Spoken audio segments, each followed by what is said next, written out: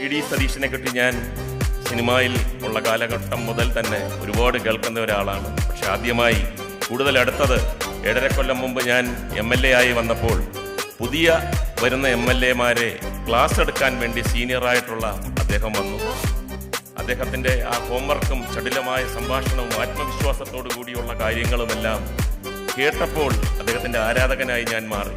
പിന്നീട് അദ്ദേഹം ഈ 2.5 കൊല്ലം പ്രതിപക്ഷ നേതാവായി നിയമസഭയിൽ കത്തിക്കയറുമ്പോഴും ചൂടാകുമ്പോഴും കയ്യിലിരിക്കുന്ന പേപ്പർ വലിച്ചെറിയുമ്പോഴുമൊക്കെ ഭരണപക്ഷത്തിരിക്കുന്ന പല MLA-മാരും പറയുന്നത് ഞാൻ കേട്ടിട്ടുണ്ട്, ചൂടാകുമ്പോഴാണ് പ്രതിപക്ഷ നേതാവ് കൂടുതൽ സുന്ദരൻ.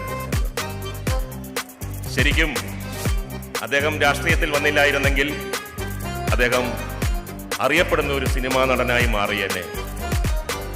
സന്തോഷമുണ്ടെന്ന് പറയാൻ കാരണം എൻ്റെ റോളായിരിക്കും അടിച്ചെടുക്കുന്നത്.